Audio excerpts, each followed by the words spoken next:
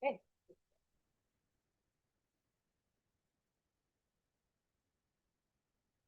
Hello, everyone. Welcome to this beautiful early summer morning in the Comox Valley Regional District. My name is Edwin Grieve, and I'm the chair of the Electoral Area Services Committee, which is a committee of the Greater Board of the Comox Valley Regional District, representing the rural areas.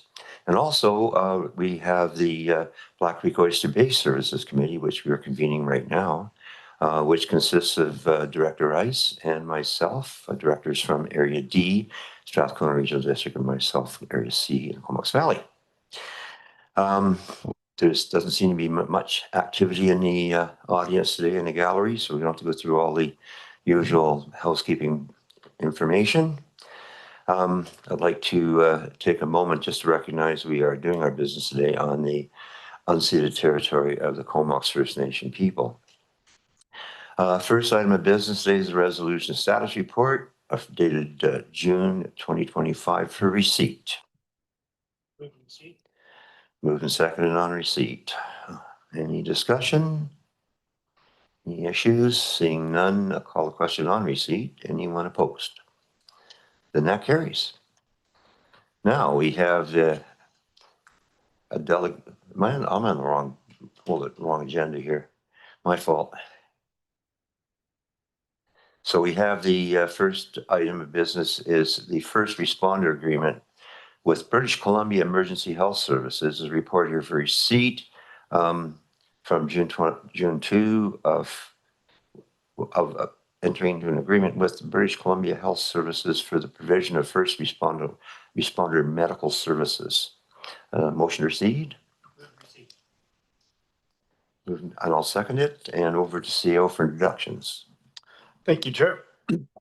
Bruce Green, our Regional Rural Fire Chief, will be introducing this staff report. And Bruce, good morning. Over to you. Morning, James. Thanks.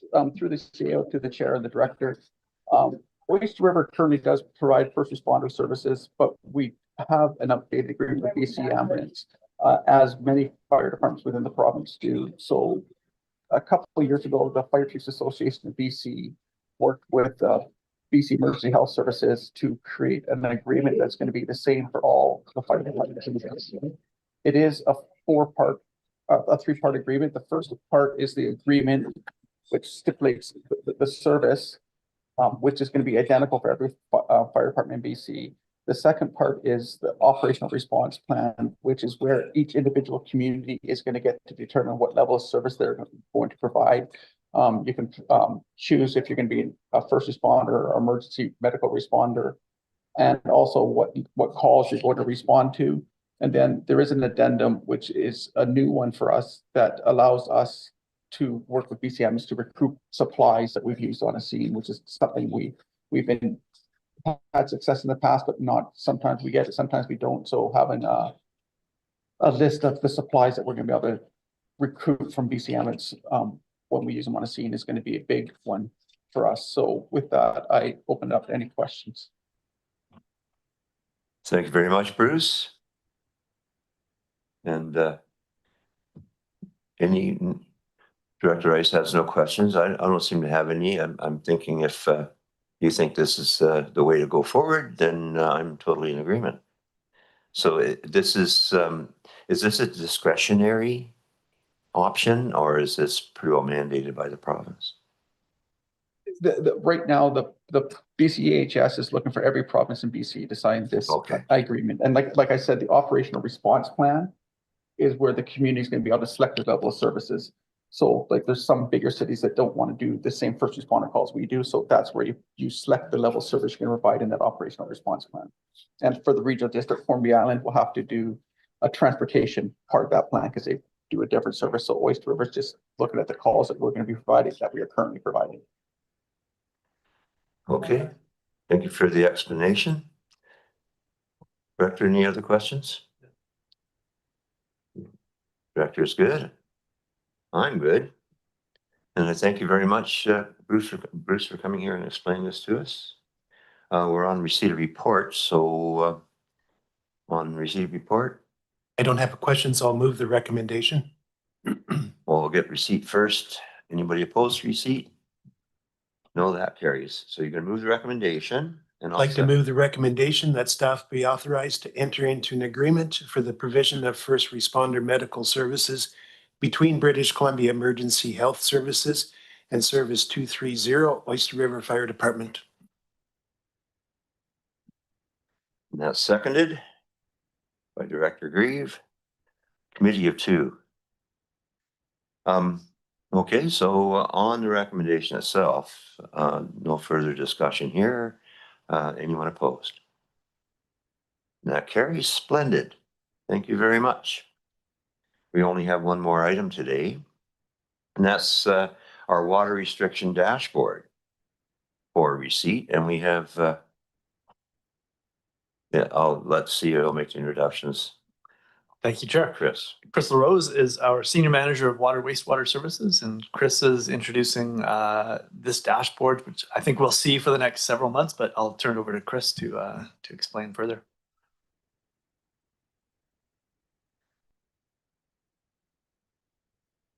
There you go. Thanks, James, and through the chair, good morning, everyone. So as James mentioned, this is the first in a series of these dashboards you'll see over the coming months. Last year, we started the practice of including one of these dashboards on every agenda through the watering season. So we're just getting started with that. We're seeing consumption increasing pretty significantly with the hot weather recently. And so the approach we've taken is for just a single dashboard, the same dashboard be applied to every agenda. So on this one, you'll see the other systems as well, but we'll just focus in on the Black Creek Oyster Bay system. So just a reminder, because it is the first one of the season, we're displaying the river wells level. So our infiltration gallery, one of our key sources for the services, off of that infiltration gallery, and it connects to a couple wells that are on the riverbank, and so those are referred to as our river wells. So that level that we're tracking there is the level that the water equalizes in those wells. So we've seen a slight decrease as we would expect this time of the year, as the bulk of the snow has now melted off the hills, although there is still some coming down. And then that's should be proportional to that second one, which is the Oyster River flow, which again we've seen come down pretty significantly over the last two periods that we've tracked. So the April and then the May, you can see the total consumption has increased pretty significantly. So we did go to so we shifted automatically to stage 1 on May 1st. And we'll be going to stage 2 on July 1st. But despite the application of the implementation of the stage restriction, we did see a very significant increase in consumption. Again, pretty normal for this time of year. Likewise with the increase at the peak day, so that's proportional to the consumption. And then the final metric there is the peaking factor, how far we are above the kind of lowest demand time of year, say January. Yeah, so that's it for me on this one. But I will continue to present the latest the numbers as we proceed through the summer. Very interesting. I think it does lack is a little bit of history, like where we were last year at this time, kind of thing. But interesting to note that that the consumption out of all the water systems rises proportionally the most at Black Creek Oyster Bay between May 3rd and June 3rd. It's quite a lot, considerably considering 36 odd thousand cubic meters up to 52, almost 53,000. So not doubling, but it's at least 2/3 more. Yeah. Yet you look at Royston and they actually went down. That's just so strange. Yeah, so I was remiss in not mentioning that one potentially skewing factor here is the annual flushing that occurs around this time. So, and Mike did tell me to flag that for you this morning, so I'm doing it a little bit late now. But so depending on the service, he did flag that that the flushing occurred either entirely within the the first period tract, or straddling the two, or in the second period. So we do try and get it done before consumption really starts to skyrocket. So yeah, that is likely a factor that's high, that's That would explain it. exacerbating that difference. So, Much like when you yeah. have a big fire or something, there's a huge peak and Exactly. fire flows. Director Rice. Thank you, Chair. First of all, I'm glad to see that second stage is coinciding with Campbell River. I think that's makes my job much easier when we can have some uniformity between the different water systems. One thing that I was wondering, and again, I always get asked these questions because people are always concerned with the cost of water. If it would be possible in October or thereabouts to actually get a summary of consumption from May through to September, just to show people that there's a reason why we need to be conservative during the summer months, particularly when we get into the drier seasons where we're concerned with fire flows and those kinds of things. And I think that kind of education, if we can put that back out to people, they'll start understanding that, yes, there is a cost to water, but we also have to manage water. It's not an endless thing. So I don't know what would be the process on that, but I would hope that maybe just a brief summary report in October might be rather useful. Other than that, that's my only comments. Thank you. Thank you, Director. Just to clarify, so our practice has been to bring forward a summary report in November after the last dashboard. Yep. But I don't think we had the metric in there that you're asking for. So a summary of the total consumption over the.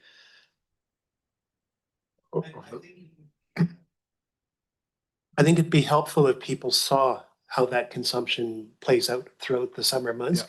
Because again, one of the big questions that I get asked is, well, you know, why is water costing me so much in the summer? I'm trying to maintain my gardens. I'm trying to maintain my vegetables. And I think people seem to lose sight of the fact that, well, water consumption is going up and you're probably, you know, adding to that. So I think if we can kind of tie that into the education, people might understand a little bit better, you know, what is the water trend? Mhm. No, that's a great suggestion. So I think, yeah, Mike and I and the team will think about how best to summarize that, Yeah. to capture that. And I think you've raised another important point there. While we bring these dashboards forward to the committees here, and likewise for the summary report, I don't believe we've translated that into report back to the community. So we'll look at opportunities for including that in a bill stuffer, you know, towards the end of the year as well, so that the community has that type of summary information too. Okay, Yeah. that would be much appreciated. You know, Area D's now in the process of installing even more water meters for the folks on the northern water system. And one of the most negative comments that are always out there is, well, during the summer, you're going to pay a whole lot of money for water. And again, I think if we can show that correlation between how people use their water during the summer, it'll go a long ways towards that education of saying that, you know, if you can change this habit or that habit, it's going to make a huge difference. Yeah, sounds good. Thank you.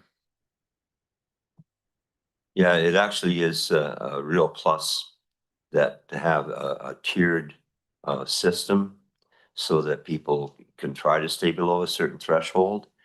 I know that in the Comox Valley system, the city of Courtney doesn't have water meters. They have, I think, some commercial ones, but for the most part, as far as per capita goes, they're using about a quarter more water than even Comox, which is partially metered. And when you take a look at our systems like Union Bay, I mean, it's amazing how people pay attention. One of the things we've been fighting for the last almost 20 years is to try to convince people their lawns don't need that much water. And when they say they're doing their gardening, a lot of the times, of course, it's the ornamentals and the lawns that are soaking it up. So, but it's nice having those tools. We do take out in the Comox Valley just about every single newspaper every week now. We buy a full page ad, don't we?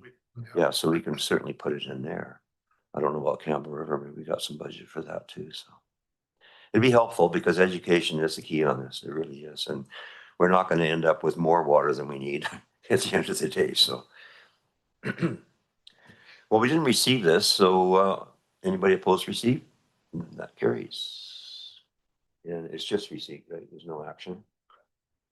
So that brings us to the end of a perfect morning. Anything else, Director, you need to bring forward? And staff, we're good. So I'll entertain a motion to adjourn. Seconded, and we're adjourned. Thank you very much.